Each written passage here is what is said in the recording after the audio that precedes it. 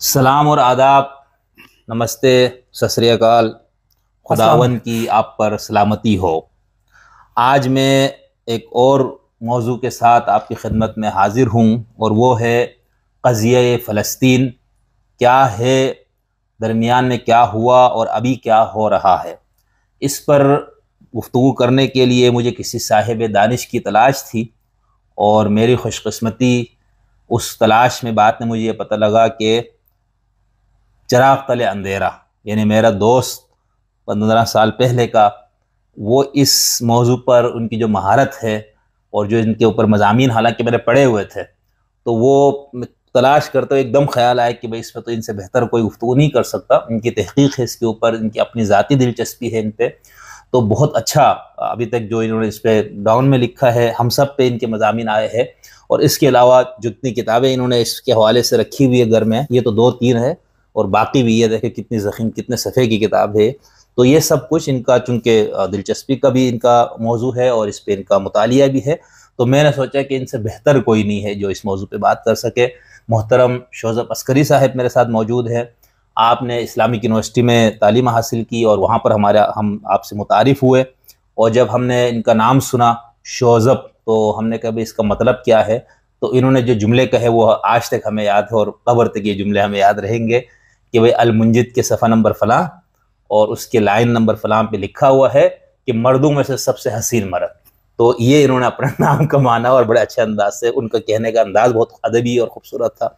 तो बहरहाल अब ये मुताले पाकिस्तान के उस्ताद है वुमेन यूनिवर्सिटी रावलपिंडी में। तो मैं आपका बहुत शुक्रिया अदा करता हूँ शोज़ब अस्करी साहब, आपने मुझे टाइम दिया और अभी हम आपके इल्म से, आपके मुताले से हम मुस्तफ़ीद होंगे क़ज़िया फ़लस्तीन पर। बिल्कुल, ज़रूर आप मेरी गुफ्तगू सुनिएगा और आप जो जो मुझे इल्म है मैं ज़रूर आपसे शेयर करूँगा। पहले मैं आपके देखने वालों को, जो लोग आपको देख रहे हैं, वो उन्हें ज़रा मुख्तसरन आपके बारे में बताना चाहता हूँ। वो ये कि देखें, एक होती है बुनियादी तालीम, एक होती है सानवी तालीम, एक होती है आला सानवी तालीम और एक होती है आला तालीम।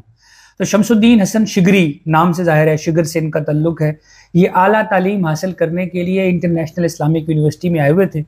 BS उसूलुद्दीन के तालिब इल्म थे, मुझसे सीनियर थे, मैं इनका जूनियर था। 2010 में, 14 साल पहले शम्स, इन्होंने यूनिवर्सिटी में मजलिस जावेदान इकबाल के नाम से तलबा की एक तंजीम बनाई। मैं भी इनके रुफ़क़ाए कार में शामिल था। और यहाँ वो बदयांती होगी अगर हम ब्रदर अजीज डॉक्टर अवैस खान का जिक्र ना करें और आपके वो डॉक्टर रिजवान महमूद साहब का जिक्र ना करें और उमर राहील साहब का जिक्र ना करें, उबैदुल्लाह मैदानी का जिक्र ना करें। अब बहुत सारे दोस्त हैं यार, वो लोग जो इस वक्त यूनिवर्सिटी में पढ़ रहे हैं। मैं आप लोगों को ये बताना चाहता हूं कि मैं first semester BS politics and IR में था और ये लोग 4th और 5th सेमेस्टर के स्टूडेंट थे। BS, MS, MPhil, PhD नहीं। हम लोगों ने उस वक्त यूनिवर्सिटी में पढ़ते हुए ये फैसला किया कि हम लाहौर जाएंगे एक मुतालियाती टूर पर और वहां जाकर के डॉक्टर जावेद इकबाल से मिलेंगे, डॉक्टर मुबशर हसन से मिलेंगे, जनाब हमीद अख्तर साहब जो communist party of secretary general रहे उनसे मिलेंगे, हम डॉक्टर तारुल कादरी से मिलेंगे, हम डॉक्टर मुबारक अली से मिलेंगे, हम डॉक्टर इसरार अहमद से मिलेंगे। अब आप सोच रहे होंगे कि हम या पागल हैं या आपको पागल बना रहे हैं कि डॉक्टर इसरार, तारुल कादरी ये क्या चीज हैं और डॉक्टर मुबारक अली और हमीद अख्तर और डॉक्टर मुबशर हसन ये क्या चीज हैं। भाई, एक तालिब इल्म का कोई मजहब, कोई मसलक नहीं होता, उसका मजहब और मसलक होता है तहसील इल्म। और अगर आप मुसलमान हैं तो यकीन जानिए इस्लाम जिस कदर तहसील इल्म पे जोर देता है उस कदर, मतलब मैं बाकी मज़ाहिब का मेरा उतना मुतालिया नहीं होगा जितना मैं अपने मजहब के बारे में जानता हूं या जितना मैंने उसको समझा है। तो मैंने तो यही समझा है कि इस्लाम फकत तहसील इल्म, लिखने पढ़ने के अमल में मशगूल रहने का नाम है। तो खुदारा, अगर 15 साल पहले, 14 साल पहले चंद लोग इस तरह की कोशिश काविश कर रहे थे और सीखने पढ़ने की कोशिश कर रहे थे, तो मेरी आप लोगों से गुजारिश है जो यूनिवर्सिटी के तालिबा हैं कि लाइब्रेरियां आप लोगों के लिए हैं और ये मोबाइल फोन महज टिकटॉक बनाने के लिए और वीडियो एंजॉय करने के लिए नहीं है। आप जरूर कीजिए, टिकटॉक भी बनाइए और वीडियोस भी एंजॉय कीजिए, रील्स भी देखिए, जो मर्जी कीजिए, लेकिन वो जो मकसद है तालीम, उसको आप भूलिए नहीं। और तालीम 3 मिनट की या 1.5 मिनट की रील से नहीं आएगी, वो किताबें पढ़ने से, सेमिनार्स में जाने से, कॉन्फ्रेंसों में जाने से, वर्कशॉपें अटेंड करने से, जितने भी मीन्स हैं सीखने के, खुदारा मैं बैसियत तालिब इल्म और उस्ताद के आपसे गुजारिश कर रहा हूं कि वो कीजिए, क्योंकि इल्म की कमी, शऊर की कमी जो है वो पिछले 1000 हम फलस्तीन के तनाज़े पर अभी जो हम रोएंगे, उसकी एक बड़ी वजह यह है कि हम इल्म के मैदान में पीछे रह गए। बस जब इल्म के मैदान में पीछे रह गए तो बस फिर यूं समझिए कि वो क्या, तुम्हारा नाम तक ना होगा दास्तानों में, हमारी वो हालत हो गई। बहुत शुक्रिया, आपने मुफस्सल वो सारा याद दिला दिया दोबारा। तो खैर मैं चंद सवालात मेरे हैं और बीच में ज़मीनी सवालात भी होते रहेंगे। मैं क़ज़िया फ़लस्तीन क्या है, अक़वाम आलम ने क्या किरदार अदा किया, मुसलमान उम्मा या मुस्लिम ममालिक का क्या किरदार था, फिर उसी पस मंज़र में अरब इसराइल जंग के बारे में मैं आपसे कुछ जानना चाहूँगा। अब फिर हम मौजूदा दौर में दोबारा ये मसला ताज़ा हुआ और इस वक्त ईरान लीड कर रहे, तो उस हवाले से हमास का और बाकी जिहादी तंजीमों का ईरान से क्या ताल्लुक़ बनता है, और इस वक्त फिर इस्माइल हनिया का जो पिछले दिनों वहाँ पर उनकी मौत वाक़ई हुई ईरान में, और उससे पहले इब्राहिम रईसी वगैरह, तो उन सब तनाजुर में भी मैं आपसे कुछ मालूमात लेना चाहूँगा। तो मोहतरम शोज़ब साहब, मेरा पहला सवाल ये कि हमारे नाज़रीन को इख्तिसार के साथ आप ये बताएं कि क़ज़िया फ़लस्तीन है क्या। बिल्कुल ठीक, बिल्कुल ठीक। जैसे अगर कोई मुझसे पूछे मसले कश्मीर क्या है तो मैं उसको शायद बता सकूँगा 2-4 मिनट में, तो उस तरह से आप मसले फ़लस्तीन हमें बताएं। बिल्कुल ठीक। इब्राहिमी मज़ाहिब के जो मानने वाले हैं, वो चाहे मसीही हों, चाहे यहूदी हों या चाहे मुसलमान हों, उनके लिए सरज़मीन अंबिया अल-कुद्स शरीफ है, बैतुल मुक़द्दस, यानी जिसे आज फ़लस्तीन कहा जाता है जी, ये अंबिया की सरज़मीन है। ठीक। और अगर आप Bible, old testament, new testament, उसका मुताला करें या कुरान पाक का मुताला करें, तो जो अंबिया के किस्से हैं, जिन अंबिया का जिक्र है, वो सारे के सारे इसी खित्ते से हमें आते हुए, इसी खित्ते में उतरते हुए, इसी खित्ते के लोगों की इस्लाह करते हुए, हज़रत शुएब का किस्सा है, हज़रत यूनुस का किस्सा है, हज़रत यूसुफ का किस्सा है, हज़रत मूसा का किस्सा है, हज़रत ईसा का किस्सा है, list goes on and on. तो जो अंबिया हैं वो अल-कुद्स शरीफ में आए। अब हम ये सारी गुफ्तगू इल्म के उस पैराए में कर रहे हैं जिन्हें क्रिएशनिस्ट थ्योरी के मानने वाले कहा जाता है, यानी वो लोग जो ये मानते हैं कि सरजमीने, ये जो अर्थ है, जमीन है, इस पर इंसानों का जो सिलसिला है वो हजरत आदम और हव्वा से शुरू हुआ है, और ये कि कोई वो बायोलॉजिकल एवोल्यूशन नहीं है, या कम से कम है भी तो इंसान वो नहीं है जो किसी इर्तिका के नतीजे में वजूद आए हैं। तो हम ये जो गुफ्तगू कर रहे हैं ये सारी की सारी उस पस मंजर में है जिस पस मंजर का नाम होता है क्रिएशनिस्ट थ्योरी। इसके पैरेलल, इसके मुतबादल एक दूसरे लोग हैं जो एवोल्यूशनरी थ्योरी को मानते हैं। वो ये कहते हैं कि एक खुलिये से अरब साल गुजरने के बाद जानदार बदले बदले बदले, और हम इंसान जो है होमोसेपियंस, हमारा और बंदरों का बाव अजदाद एक थे, तो हम होमोसेपियंस बन गए, वो कुछ होमो रेक्टस रह गए, कुछ फला हो गया। तो वो जो इर्तिकाई थ्योरी पर बात करते हैं वो इस सारी गुफ्तगू का हिस्सा नहीं है। हम वो जो इल्हामी मजहब है, जो खुदा की तरफ से बात आ रही है, जिसके दावेदार मुसलमान भी हैं, यहूदी भी हैं और मसीही भी हैं, उनकी बात कर रहे हैं। तो हजरत याकूब अलैहिस्सलाम का एक नाम क्या है? इसराइल। इसराइल, तो अब्दुल्ला इसका मतलब बनता है अल्लाह का बंदा जी। तो जब हम इसराइल कहते हैं तो हम हजरत याकूब अलैहिस्सलाम का नाम लेते हैं। हजरत याकूब अलैहिस्सलाम की औलाद है बनी इसराइल। दिलचस्प बात यह है कि यहूदी मजहब एक ऐसा मजहब है जिसमें कोई शख्स यहूदियत कबूल होकर कल के शामिल नहीं हो सकता। ये एक ब्लड लाइन है, ये एक खानदान है। अब उसके 12 कबीले हैं, ये 11 कबीले हैं, वो एक अलग कहानी है। तो जो लोग, अब हम चूंकि हमारा मुखातिब जनरल पब्लिक पाकिस्तान की है और वो मुसलमान है, तो वो जाहिर है इसी कहानी को देखेंगे। तो इस कहानी में अगर आप पढ़ेंगे तो ये कहानी आज के दिन तक आपको सलीबी जंग की सूरत होती हुई नजर आएगी। सही। और आप देखते चले जाएं, हम इसको स्टेप बाय स्टेप स्टडी करते चले जाते हैं तो ये चीज और मजबूत होती चली जाएगी कि हाँ, आर्मागेडन, वो जो एक बड़ी जंग है जिसमें मसीही और यहूदी एक तरफ होंगे और मुसलमान एक तरफ होंगे, और वो बैतुल मुकद्दस की सरजमीन पर लड़ी जाएगी, और ईसा अलैहिस्सलाम आएंगे और इमाम मेहदी उतरेंगे और फिर क़यामत बरपा होगी। अहले तशी कहते हैं कि इमाम मेहदी की हुकूमत बन जाएगी। अहले सुन्नत कहते हैं कि इमाम मेहदी हज़रत ईसा अलैहिस्सलाम की हुकूमत बन जाएगी, यानी मुसलमान राज करेंगे। मसीह और यहूदी कहते हैं कि मसीह अलैहिस्सलाम दुनिया पर राज करेंगे। और एक ऐसी जंग, इसका जिक्र आपको मुसलमानों की अहादीस और उलमा की पेशेनगोइयों में भी मिलता है। बेन ही इसी तरह आपको बनी इसराइल की या इसराइल की जो अपनी कहानी है उनमें भी ऐसा मिलता है। तौरात और ज़बूर और इंजील की किताबों में भी इस तरह की किसी जंग का जो है वो नक्शा हमें मिलता है। और मैं आप लोगों को ये बता दूं कि आज 6 अगस्त है, रात के 11 बजे हैं। करोड़ों लोगों के नजदीक वो जंग का वक्त आन पहुंचा है। अच्छा, हाँ, वो उन जंग का वक्त आन पहुंचा है। अगर आज रात या कल दिन किसी वक्त ईरान बदला लेता है इस्माइल हानिया का, जैसा कि उन्होंने ऐलान किया है, और वो कोई चंद 100 मिसाइल मारते हैं और खित्ते में अमरीकी और बरतानवी अफवाज पहुंच चुकी हैं अपने बहरी बेड़े लेकर, और वो इसराइल के दिफा में आगे आते हैं और ईरान पर हमला करते हैं। और ईरान की इक्तदा में फिर इराक में मौजूद अल-हश्द अश-शाबी, जो ईरानी पॉपुलर मोबिलाइजेशन फोर्सेस, इराक की फौजें हैं लेकिन वो ईरान की हिमायत याफ्ता हैं, वो हमला करती हैं। फिर यमन से हौसी हमला करते हैं, फिर लबनान से हिजबुल्लाह, जिन्होंने ऐलान कर रखा है और वो तो बॉर्डर गर्म है, वो एक बड़ा हमला करते हैं। तो अगर आप देखें, ईरान, इराक, शाम, लबनान, यमन, ये 5 मुल्क रियासती सतह पर और समाजी सतह पर अहले यहूद, यहाँ अहले यहूद से मुराद अहले सहून है, जो ज़ायनिस्ट इसराइली हैं, उनसे टकरा जाते हैं और उनकी मदद को आप पहुंचाया हुआ है अमेरिका और बरतानिया।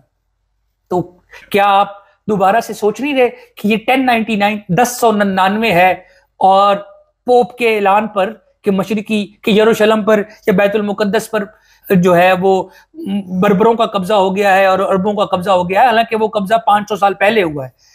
तो क्या ये आपको एक किस्म की बाज़गश्त या याददाश्त नहीं होती कि ओह, शायद हम सलीबी जंग के अहद में पहुंच चुके हैं?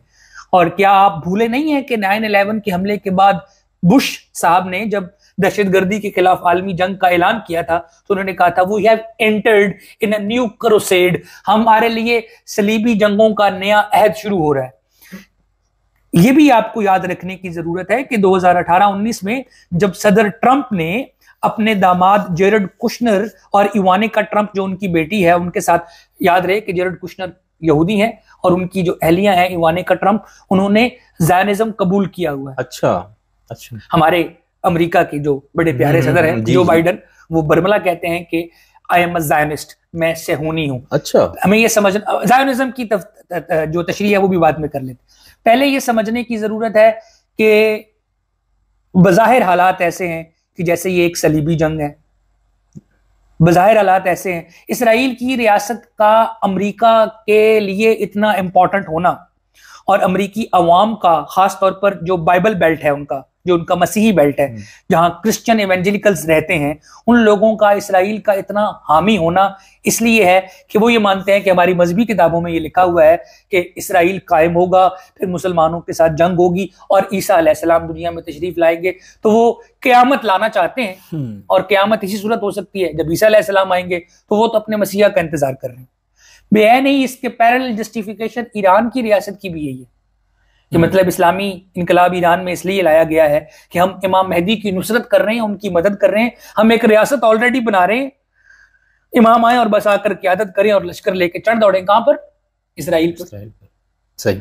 तो जो लोग ये पूछते हैं कि ये ईरानी इस्लामी रियासत की जस्टिफिकेशन क्या है, जब तक ज्यूइश स्टेट ऑफ इसराइल मौजूद है तब तक इस्लामिक रिपब्लिक ऑफ ईरान मौजूद रहेगा। और अगर आप इस्लामिक रिपब्लिक ऑफ ईरान मिटा देंगे तो इस्लामिक रिपब्लिक ऑफ इजिप्ट बन जाएगा, अगर आप उसे मिटा देंगे तो इस्लामिक रिपब्लिक ऑफ मोरक्को बन जाएगा, उसे मिटा देंगे तो इस्लामिक रिपब्लिक ऑफ पाकिस्तान बन जाएगा।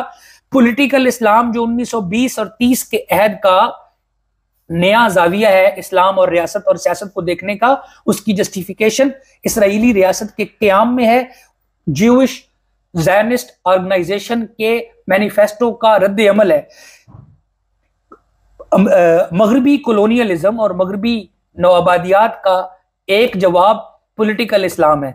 आप उससे लाख इख्तलाफ करें, क्योंकि जाहिर है कोई भी समझदार आदमी जो लिखा पढ़ा है वो ये कैसे मान सकता है कि मैं इसलिए किसी इसराइली से टकरा जाऊं कि मेरी किताब में लिखा हुआ है कि एक वक्त आएगा मेरी इनसे जंग होगी, या मैं पाकिस्तान में मौजूद मसीहों से इसलिए टकरा जाऊं कि भाई हमारी किताबों में लिखा हुआ है, मजहबी किताबों में, कि हमारे दोस्त नहीं है बल्कि हमारे दुश्मन है। तो ये जाहिर है जो जदीद ताबीर है इंसानी मुआशरे की, जिसमें तकसीरियत है, जिसमें प्लूरलिज्म है, जिसमें आप डिफरेंशिएट नहीं कर सकते कि ये पैदाइशी तौर पर चूंकि मुसलमान है इसलिए ये मुकर्रम है, और ये पैदाइशी तौर पर यहूदी या ईसाई है इसलिए ये कमतर है। हमें 10 दिसंबर 1948 के universal declaration on human rights को अपनी आंखों के सामने रखना होगा। सही। और फिर उसके बाद इस कज़िये का मुताला करना होगा। तो मैं ये बता देना चाहता हूं कि 1890 में ऑस्ट्रो हंगेरिया एक रियासत थी, जो एक एम्पायर थी, जो पहली जंग अजीम के दौरान खत्म हो गई। एक तरफ ऑस्ट्रो हंगेरियन एम्पायर थी, एक तरफ रूस था और एक तरफ जर्मनी था।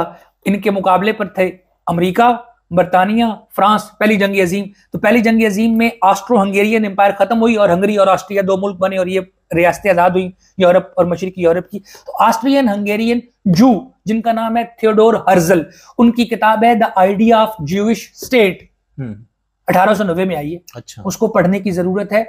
जैसे हमारे यहाँ सरकारी दफ्तरों में कायदे आज़म की तस्वीर लगी होती है, इसराइल के सरकारी दफातर में दाढ़ी वाला एक बाबा है थियोडोर हर्जल, उसकी तस्वीर लगी होती है, जो उनकी फिक्री बाप है, उनके अलामा है, उनके फादर ऑफ द नेशन है। थियोडोर हर्जल ऑस्ट्रो हंगेरियन जू हैं जो ज़ायनिस्ट थे। ज़ायनिज्म का मतलब ये होता है कि कोई आदमी ये माने कि मैं उस कौम का हिस्सा हूं जिस कौम में मैं पैदा हुआ हूं। जब आप कोई यहूदी ये कहता है कि मैं ज़ायनिस्ट हूं, तो इसका मतलब यह है कि वो अपनी मौजूदा कौमियत, वो अमरीकी है तो वो अमरीकी कौमियत का कायल नहीं है। अच्छा। वो अपने आप को किसके साथ जोड़ता है? दुनिया भर में मौजूद यहूदी आबादी के साथ। और वो ये कहते हैं यहूदी एक कौम है, यहूदी मजहब नहीं है, बल्कि अहले यहूद एक कौम है। और जैसा अगर वो नेशन है तो ये तो 1492 में कांग्रेस ऑफ वियना हुआ, 1815 में जो भी ये ट्रीटी ऑफ वेस्टफेलिया और Congress of Vienna 2 European event हैं जिनके नतीजे में ये नेशन स्टेट, कौमी रियासतों का तस्वुर कायम हुआ था। और ये सारी दुनिया इस बात पर मुत्तफिक हुई थी कि तमाम अक़वाम को नेशन स्टेट कायम करने का हक है। तो जो ज़ायोनिस्ट है यहूदी, वो ये मानता है कि मैं यहूदी हूं और मैं एक यहूदी आलमगीर यहूदी कौम का हिस्सा हूं। और चूंकि हमें 3000 साल पहले हमारी सरजमीन इसराइल से दरबदर कर दिया गया था, तो हमें वापस इसराइल जाना है, चाहे उसका नाम आजकल फलस्तीन है, और वहां जाकर के एक मजहबी रियासत कायम करनी है।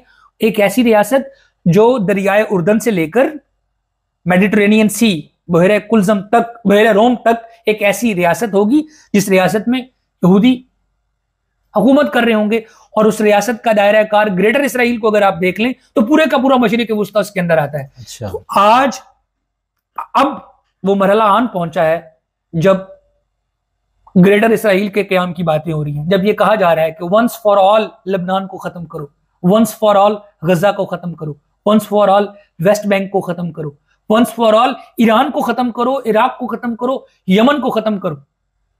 तो वो अब जो लोग इस सारे कज़िये से जुड़े हुए हैं वो देख, इसराइल के वजीर दाखिला इतमार बिन गुवीर ने उन लाल गायों की परवरिश करवाई है जो तैरात के मुताबिक जिनको जलाया जाएगा मस्जिद अक्सा के अहाते में, और फिर उसको पाक किया जाएगा, और फिर मस्जिद अक्सा को गिराया जाएगा, और फिर तीसरी दफा हैकल सलेमानी तामीर किया जाएगा।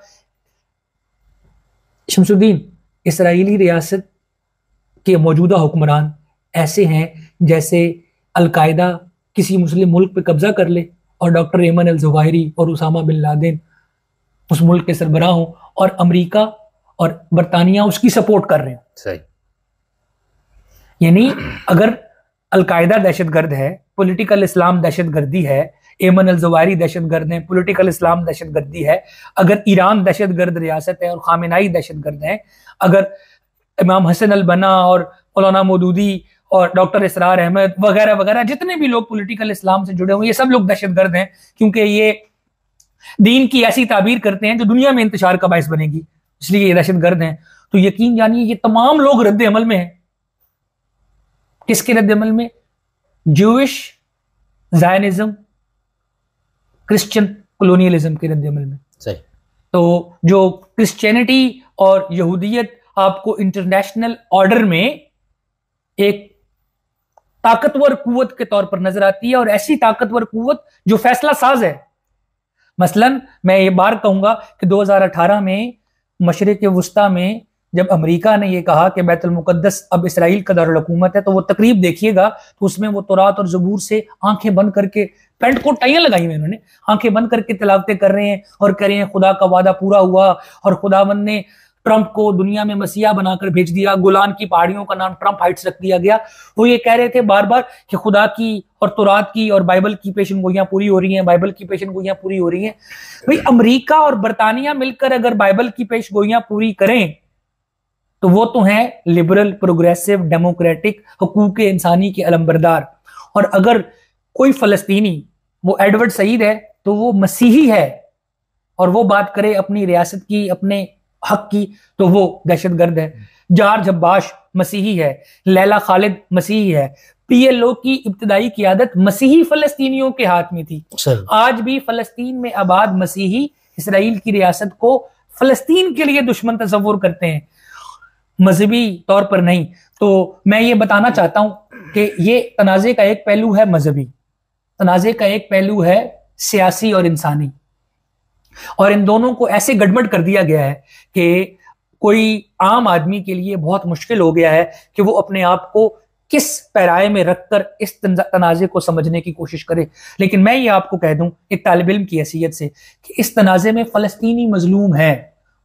आप उन्हें हमास के दायरे में रखकर देखें जो कि मजहबी इंटरप्रिटेशन के मुताबिक देखते हैं, और अगर आप उनको पीएलओ फलस्तीनियन लिबरेशन ऑर्गेनाइजेशन के पर्सपेक्टिव में रख के देखें जो कि कॉम्प्रस्त हैं, अरब नेशनलिज्म की बुनियाद पर इसराइल की मुखालफत करते हैं, कोई भी फलस्तीनी दोनों दायरों में हो वो अपनी बात कहने में हक बजानिब है कि उसे उसकी सरजमीन से बेदखल किया गया ताकत के बलबूते पर, उससे उसकी सरजमीन में वापस आने का हक छीन लिया गया ताकत के बलबूते पर, और आज उसकी सरजमीन का वजूद मिटा दिया गया है।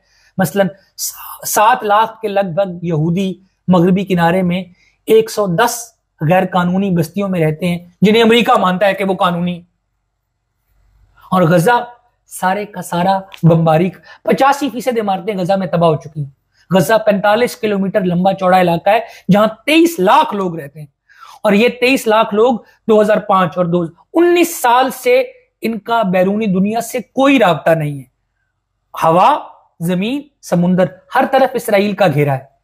बिजली इसराइल इतमार बिन गवीर इसराइल के वजीर दाखिला का एक इंटरव्यू जिसमें वो कह रहे हैं कि हम इसराइली फाइलों में रिकॉर्ड रखते हैं कि एक फलस्तीनी की रोटी में कैल्शियम कितना होगा, फास्फोरस कितना होगा, यानी वो जो इंग्रेडिएंट्स आपको खाने की जरूरत है हम उनको गल्ला मुहैया करते हैं, हम फैसला करते हैं कि उनकी रोटी में, उनके गंदों में जो गिजाइयत है उसकी रेशो क्या होगी। तो जब इस्तेमार का और जबर का ये आलम है कि आपकी सांस पर भी पाबंदी है, तो जो 7 अक्टूबर को हुआ है वो किसी खला में नहीं हुआ। उस पर मैं अभी सवाल आगे आपसे करूंगा।